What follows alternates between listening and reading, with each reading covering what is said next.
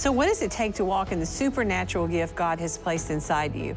Hubie Sin shares the keys to living humbly and securely and the Lord's purpose for your life. If you're enjoying Table Talk, be sure to like, comment, subscribe, and remember to click that notification bell to stay up to date on all of our latest posts.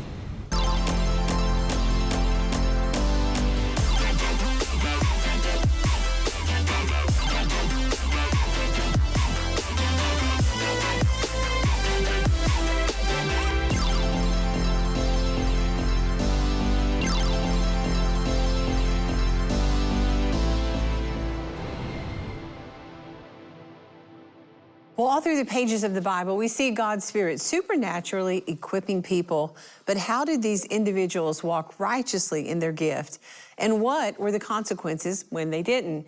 You see, the Lord pours into every believer to accomplish His purpose for their lives. And today, with the help of our special guest, we'll find out some keys to respecting and righteously maintaining our gifts.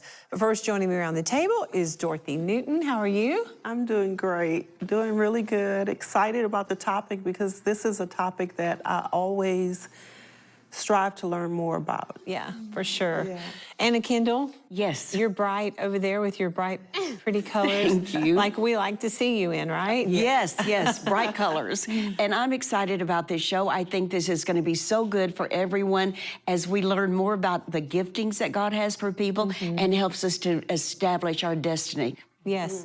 Rachel Ann Brown, I know you love this guest as well. Yeah, this is someone who has greatly ministered to our family and someone who's very near and dear to our hearts, so I know that our audience is going to love him as well. For sure, for sure. Susanna Lamb, I know you love the prophetic and meeting people that are prophetic. That's right. There's so much to learn from them, and he really has been a blessing to us. He has Cindy Murdoch. Hey. We've had a lot of prophetic people flow through our my life goodness, in the many a years that we've been in lot. ministry. And sometimes it'll just be that right on time word. Oh my goodness. And I think that's what's so beautiful about the gift that we're going to talk about today, when God uses people to minister to that it brings hope. And it can just bring us out of a place where we really need to be able to move forward in life. So Yeah, for sure. confirmation sometimes. That's right. Well, you know, God has used him in mighty ways to speak into people's lives, including our dear friend, Rabbi Jonathan Cahn. And he's here to share some insight to help you in your gift. Please welcome my dear friend, Hubie Sin.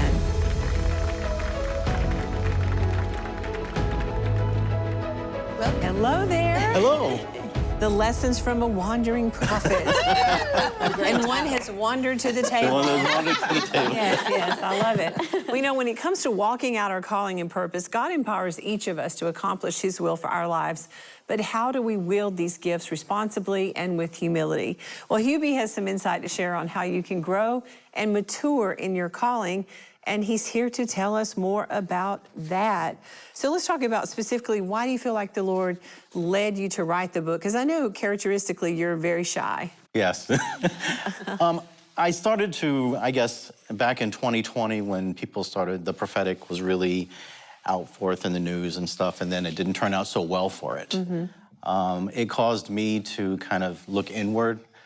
You know, I was home, I wasn't really doing much, but a lot of my friends were calling me and they were asking me about COVID and the election, and I didn't really have anything. And so as it turned out, a lot of the prophecies that were out there weren't correct. It caused me to kind of think about how I handled the situation and how others did it, and just try to get insight on what I was doing. That way I wasn't stepping out in the wrong way. So I tried to analyze it for myself. When was the first time that you noticed that you had this gifting and God began to show you, if you will, things about certain people when you'd be in their presence? One of the first ones I remember was actually at a Cracker Barrel. Okay. We were at Cracker Barrel eating, and there was a couple next to us, and it was kind of like she looked familiar, but it wasn't. But it's kind of like my eyes just kept looking over, and then she would keep looking up and smiling at me. And I was sitting there thinking, she's definitely getting the wrong kind of thing. You know, and she's with a guy, too. So that kind of kept going on, and then I just said, Vicki, I need to talk to this person, because I really felt like I should, but I really wasn't sure. So I gave Vicki the keys. She went with the kids to the car. They had the car running, because I was planning my escape already. And then I just went up and just spoke to her very quickly. I was like, the Lord wants to let you know, da, da, da. And then right afterwards, I just kind of dashed out before she had a chance to react. And then I went to the bathroom. I came out. They were actually waiting on their car, which was parked next to ours.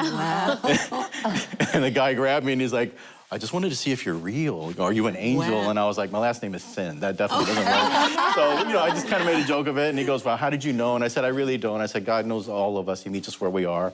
I hopped in the car. We left. And It's almost like you like give the word and try to dash out of there. Absolutely, absolutely. Yeah, Because I'm thinking, accountants think worst case scenario. I'm thinking everything that can go wrong will go wrong. So that's why I'm just getting out of there. So cute.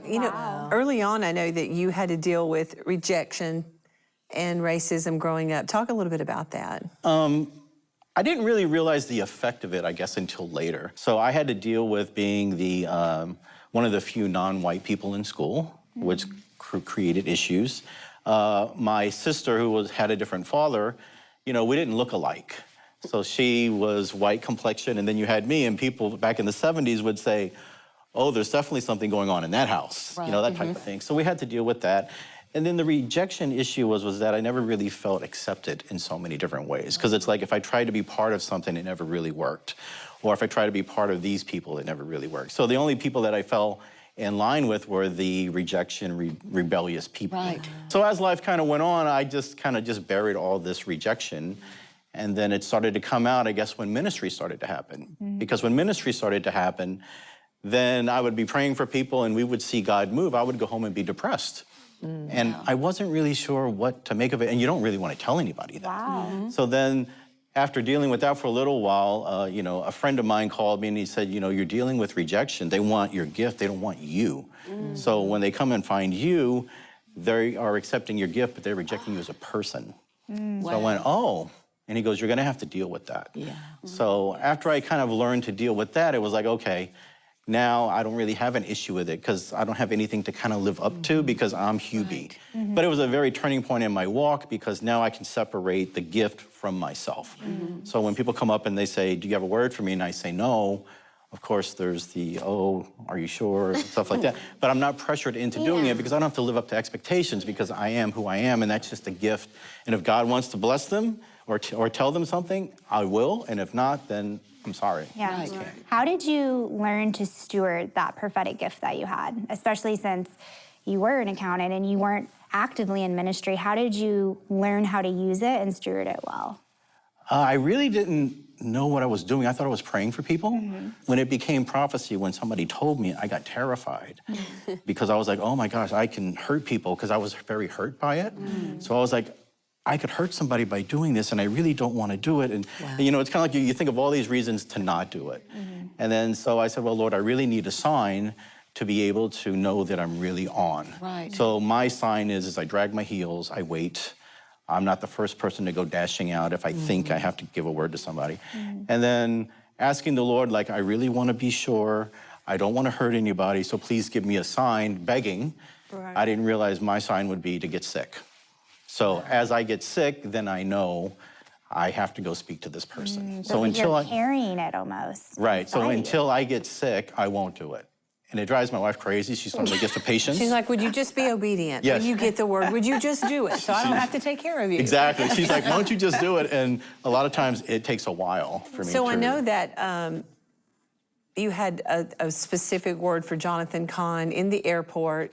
Tell us, of course, all of you know Jonathan Cahn. He's written so many great books, but before he had written he actually had written, but before he had actually published and become a New York Times best-selling author, you were in the airport and you started getting that feeling that God's like, and of course he's dressed like an Orthodox rabbi, so you're thinking he's got black on, he's got the beard, everything. He's praying like that. Yeah, exactly. All of that. So take us through that story. It's really fascinating. Yeah. Well, my flight was supposed to be Friday, and we had a terrible rainstorm, which changed to Saturday, which Jonathan's flight was actually booked. So God actually used the weather to change my flight. Which sometimes, guys, there will be things that happen, like, and you like be delayed, and sometimes God has another reason. plan. He has a reason. You have to sometimes not be mad and just say, okay, Lord, I always say that. What are we doing today? Like, what am I supposed to do? Is there someone you want me to talk to? Is there something? Right. I was frustrated. Yeah. I was not happy. So, I fly into Charlotte, and I went and got coffee because I stayed up all during the night 'cause I took the first flight out. It was very early. And then, of course, the place is packed because of the weather. So there was a seat next to the window. There was kind of like one that was broken, and then there was another seat. I sat down and I got my headphones on, and all of a sudden the Lord is ushering me to look this way. And my first impression was like, no, I don't want to do it. I don't feel well. It's the airport, God. So the first thing I did, which sounds bad, is I turned up the headphones because I was like, I can try to drown it out. That didn't work. I can't believe you would argue with the Lord like this. Like I said, I used to have a bad attitude. So then he's holding up a little booklet and he's reading the book of Proverbs. So I'm like, well, that kind of fits. And then I look over another time and he's actually in there praying.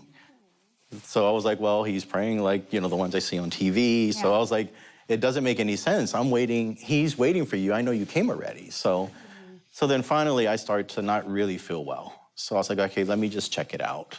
There's no harm in checking it out. So I just put my arm around the broken chair and I'm just looking at him to the side. And when somebody's looking at you like that, you know. Yes. You feel it. So he turns around and he looks at me and he goes, yeah, kind of like, yes. Yeah. So I just say, I couldn't think of anything. So I said, so what's the good word? Because I couldn't really think of anything. And he goes, God loves you. And I went, okay. So, we both spend the next few minutes trying to get each other saved because we weren't really sure. And then they call us for the flight and we're ready to get up. And then as we start to get up, it's like all of a sudden the sirens go off and my stomach is really turning and the Lord's like, now.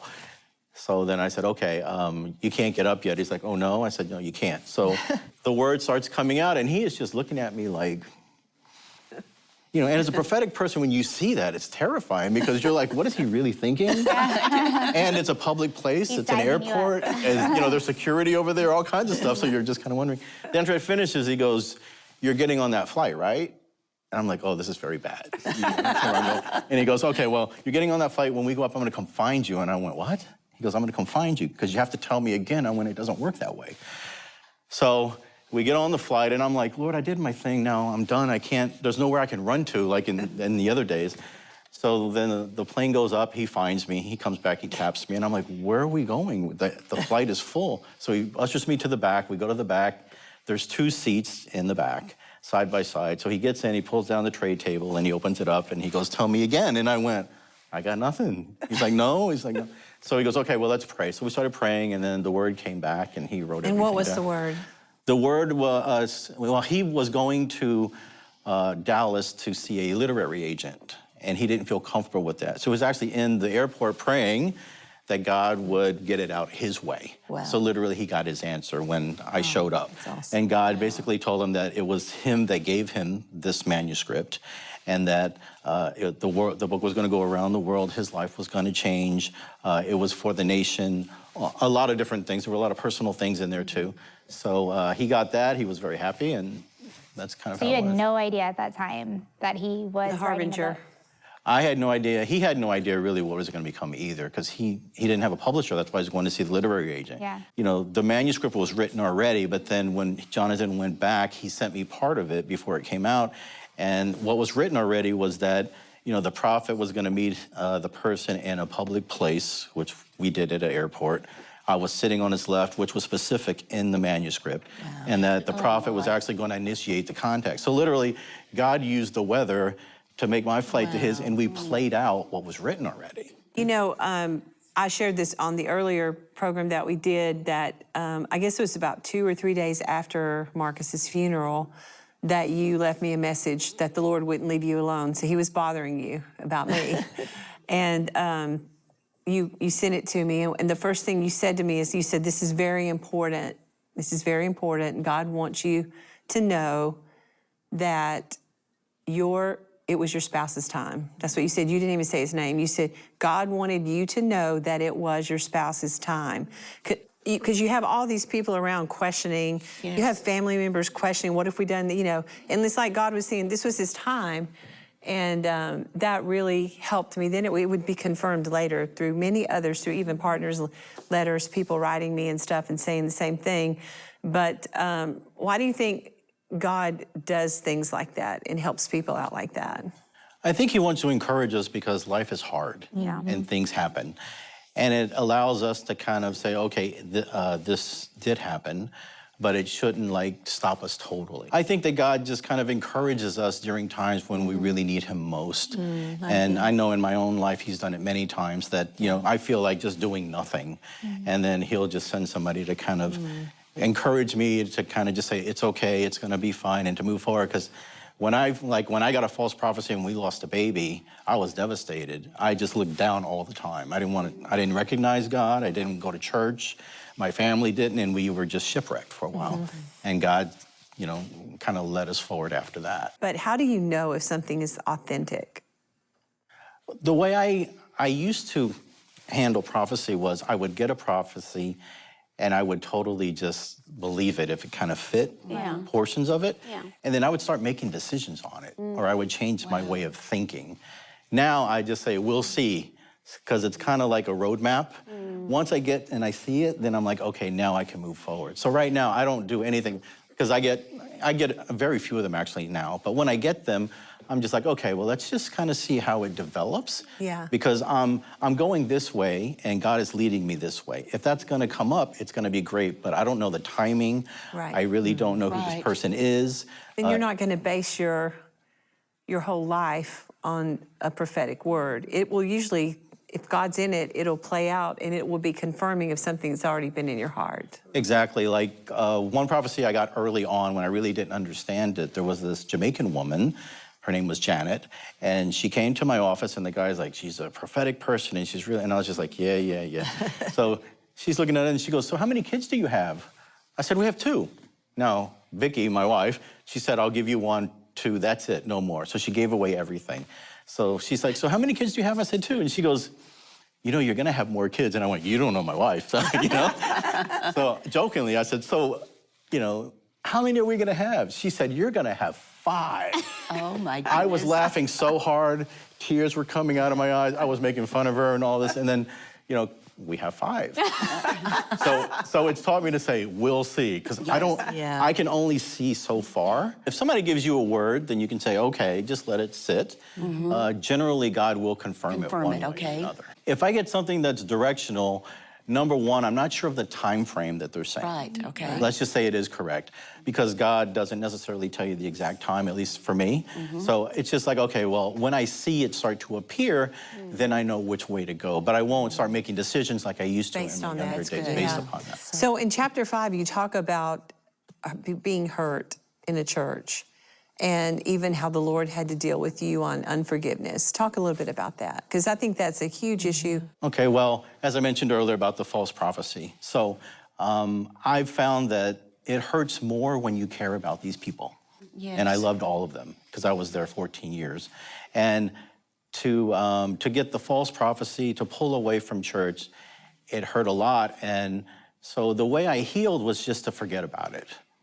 I didn't go back to the church. I didn't speak to anybody. Which is not good, because you're still leaving the root there. Exactly. So I buried it. Yeah. And I convinced myself that I was over it. So I don't, you know, out of sight, out of mind type of thing and stuff like that. Then I flew to Bethel. I didn't even know anything about Bethel. You know, my friend, he had a house there, so I flew. And I met a guy named Ian. So I was there, and not really knowing anything about the ministry or anything, I just flew there to see my friend. I was speaking to him, and he's like, you're prophetic. He goes, I'm teaching a prophetic class for the school. Will you come and visit? So I said, okay, well, I'm around, so why not? So I was like, well, maybe I'll get a word out of it. You know, I was kind of kidding around. So he had me get a chair, sit in the middle, and he goes, I don't want anybody to know who this man is, but I just want you to know that he's prophetic and he's a guest. And at that time, the David Tyree thing had happened, and the Harbinger had happened, but it hadn't really exploded yet. Yeah. So I'm just sitting in the chair, and people were coming up, and they were saying all these things about my life, which was pretty amazing. And then Ian drew on the blackboard. He goes, so where did you start your walk? And he wrote the name of the church. And then he goes, and what did you learn? I said, well, we used to go on the mission field and stuff. And he kind of detailed my walk through there. Now, all I remembered was the sting at the end, because I was always taught, finish strong. So he's like, all right, we're going to start praying for these people. And I went, I don't want to do that. So I was like, I'll just listen. I didn't realize how hard my heart had become. Yeah. So I'm sitting here like this, And they're all praying for them, and they're getting loud. And he goes, and let's thank God that they took him off the street. Let's thank God that he did this and did this and did this. And I was just sitting there thinking, but they don't deserve it. Look what they did to me. What the, you know, and all these things. And then it just hit me like I started to weep. And my kids will tell you I never cry. I started to sit there and just cry because I was like, I didn't realize the state of the hurt that I never really reconciled. I thought I was over it, but I really wasn't because I love these people. So as they were praying, I just asked God to forgive me because I really, I didn't know what I was doing, but now that I recognize it and it was pointed out to me, I wanted to move forward. And, you know, right after that, then everything really started to happen, and my gift actually got much more intense after that.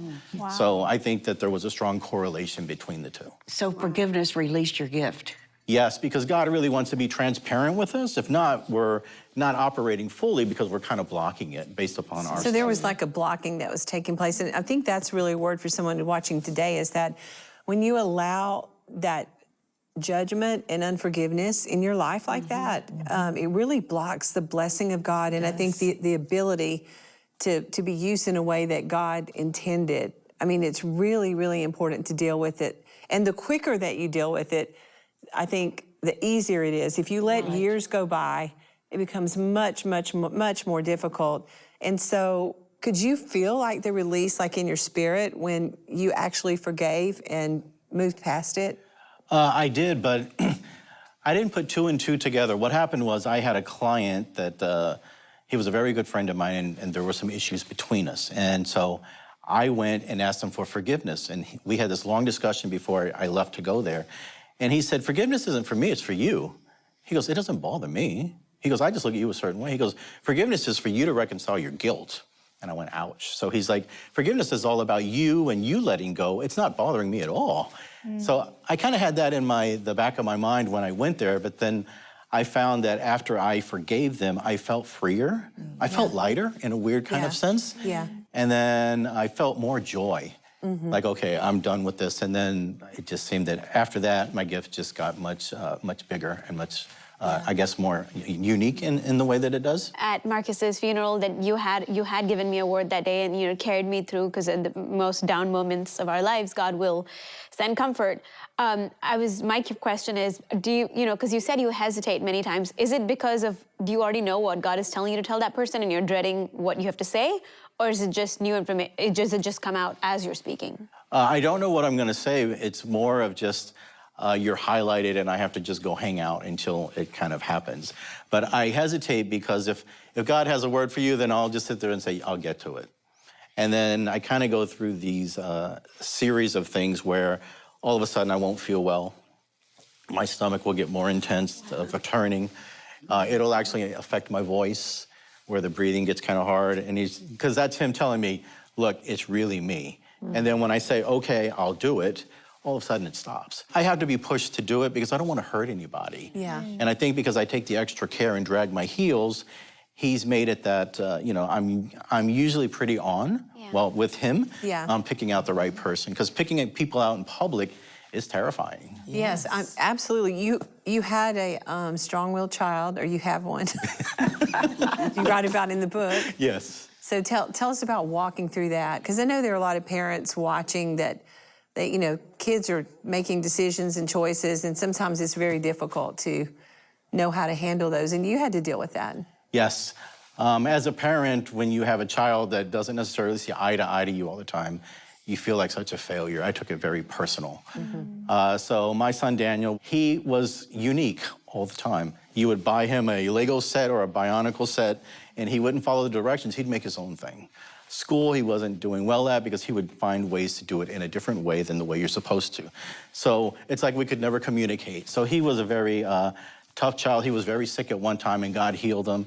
Instead of looking at the glory of God healing him, he took it as, why am I being punished? So he was always thinking very Kind of negative. like the glass is half empty. Yes, all the time. Yeah. So we didn't get along, and then when he graduated, I said, well, you either got to go to work or go to college. So he said, I want to go to California. So he went to California, and he was gone for 5 years. And the house became very peaceful, it was kind of like, oh, this is great. You know, we're all peaceful. We're all as a family. He would visit. It would flare up again, but it's like he's leaving in a little while, so it's okay. Yeah. So, and like our family vacations, there was so much stress because it wasn't if, it was when is this blow up going to happen? Yeah. Wow. So one day, Vicky comes, my wife, she comes to me and she goes, we need to pray our baby home. And I went, As sad as it is, I said no. Yeah. So then she came back and she goes, we need to pray him home. And I was kind of like, okay, you can pray and I'll just agree with you type of thing. And then she came back and she goes, we need to do it now. So I said, okay, we'll do it now. He comes home, and as soon as he comes home, the uproar starts. And I would just turn to Vicky and go, You prayed for this. like, this is what we prayed for, and what I said was gonna happen is gonna happen. So then he started to work and go to school, and as he's doing that, he would just have issues at work. So I would try to tell him as the father, well, don't worry, this is coming, this is coming, this is coming. Try to prepare him, and he took it as I was telling him what to do. And as a young adult, that didn't work so well. So he actually got angry, pointed his finger in my face. You being a parent, of course, you get offended. And he goes, if I want your advice, I'll ask for it. And I was like, you know, you live in, you know, I'm sitting there like mumbling. And then I said, you know what, I'm just gonna shut up. And I said, okay. So over a series of months, he was coming home. Oh, I go, yeah, saw that coming. And yep, saw that coming. So he was facing all these issues and he was just learning. So then I said, saw that coming. And he's like, well, here's the way we can handle this. Ask me if I want your advice. And I went, no, it doesn't work that way. Yeah. So then after that, he says, okay, you can give me advice. So then after that, a few more things happened and the advice turned out to be correct. And then we started to get closer. And, you know, and meanwhile, we're praying that the relationship will be fixed and healed. And then now we're really good friends. Wow, so God turned it around. Yes, which I never thought it would ever happen, to be honest. God always rewards obedience and faithfulness. And you were obedient and faithful, not always perfect to respond in a timely manner, but obedient and faithful with what God had given you. And he's going to take care of your own for that reason, for sure. Well, a big turning point was I apologized to my son that I wasn't the parent that he expected. I didn't know how to communicate with him. So when I apologized for just my shortcomings, he said that had a real effect on him. Yeah. All right, well, we are out of time, but I want you to keep this in mind. God has created you with purpose and for this specific time and season. That's something John Paul used to tell me all the time. Through his Holy Spirit, he has put gifts on the inside of you, but he determines how and when those gifts are activated. What he wants from each of us is trust, humility, and obedience. So as we focus on those things, God will use your gift to touch lives in his timing. If you're watching today and maybe you're not sure what your gift is, or maybe you're struggling to have the boldness to use that gift when the Lord is prompting you to, well, we want to pray with you. And that's why that toll-free number is on the screen. We have amazing prayer partners that are standing by 24 hours a day, 7 days a week. If you do get a voicemail, leave your name and your number. Somebody will call you back. Of course, you can go to daystar.com and click on prayer, and we pray over all the prayer requests that come into Daystar. I want to thank Hubie for joining us at the table. Be sure to pick up a copy of his latest book, Lessons from a Wandering Prophet. Discover the keys to growing in your specific call. It's available now, and for more, you can visit him online at HubieSyn, that's S-Y-N-N, not S-I-N, HubieSyn.com, and make sure you let us know how today's talk has touched your life by leaving us a comment on Facebook, Instagram, Twitter, or YouTube. We always love hearing from you. God is always speaking to his people. We just have to be able to listen, and he will use people in our life in a significant way, and he wants to use you in a significant way to touch those around you. Well, thank you so much for watching. Thank you, Hubie. Thank you, ladies, and we'll see you next time right here on Table Talk.